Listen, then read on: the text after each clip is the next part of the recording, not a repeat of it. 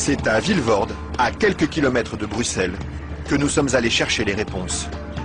Au bout de cette zone industrielle se cache une usine très discrète, filiale d'un des plus grands groupes chimiques européens.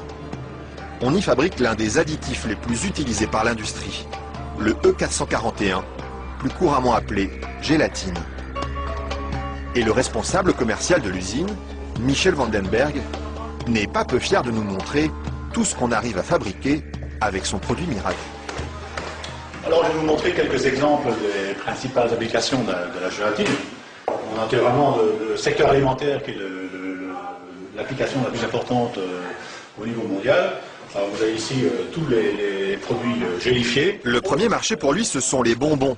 Mais on trouve aussi sa gélatine dans des gélules pharmaceutiques, des pellicules photo et même des shampoings. Il y en a partout de produits finalement. Ben, ce serait pas mal qu'il y en ait partout. Mais pour ça, il faut produire toujours plus. Alors ici, l'usine tourne à plein régime. Et la fameuse gélatine de Michel Vandenberg, la voici qui sort, tout au bout de la chaîne.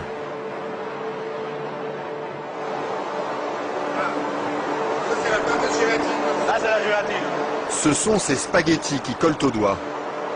Il faut à peu près 3 à 4 jours pour arriver jusqu'ici. De la préparation de la matière première jusqu'à le séchoir ici.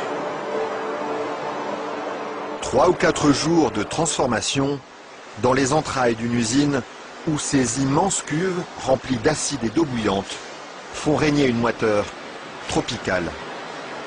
Et au milieu de cette atmosphère étouffante, il y a un détail qui frappe le visiteur et qui pénètre jusque dans les locaux les plus protégés de l'usine. C'est pourquoi ça? Ah, c'est les odeurs. Elles sont mauvaises ici? Ça dépend, ça dépend. Une odeur âcre d'acide et de graisse brûlée qui flotte sur tout le site jusqu'à l'extérieur de l'usine. Et la raison de cette odeur, la voici. C'est la matière première avec laquelle on fabrique la gélatine. Ça, c'est la matière première. Nous traitons donc la couenne, la peau de porc. D'accord. De la peau de porc qui arrive par palettes entières dans son usine. Une matière première qui ne lui coûte presque rien et qu'il achète dans toute l'Europe.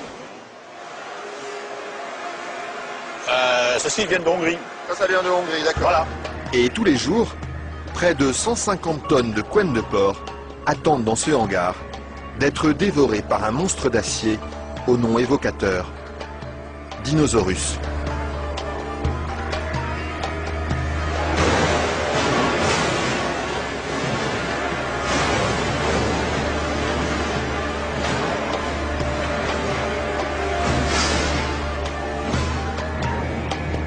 Grâce à cette matière première bon marché, Michel Vandenberg parvient à vendre sa gélatine à moins de 5 € le kilo.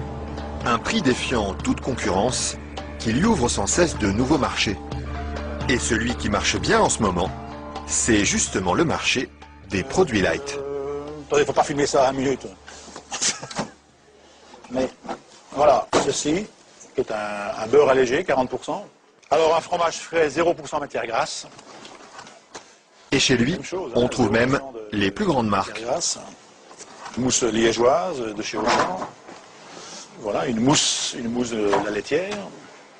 Alors un produit Weight Watcher, donc avec moins de matière grasse, donc pour stabiliser le produit, pour maintenir l'onctuosité des produits, on utilise la gélatine. Un produit que les industriels n'hésitent pas à utiliser en grande quantité. Le seul problème, c'est qu'ils oublient parfois de l'écrire sur les étiquettes. Quand on les regarde, on lit bien la mention gélatine, mais pas l'origine du produit. Ils mettent gélatine, mais ils disent pas quelle est l'origine de la gélatine. Pourquoi? Ils assument pas que ce soit fait à partir de porc. C'est quoi le problème qu'ils ont avec ça? Non, mais je veux dire... Non, parce que c'est un sujet très sensible. Ouais. Parce qu'il y a quand même les minorités, les minorités musulmanes, juives et autres, qui éventuellement ont des problèmes avec ça. Mais ce serait bien justement de leur dire... Ça, je voudrais pas que... Oui, je sais bien, mais je sais pas s'il faut mettre ça dans l'émission.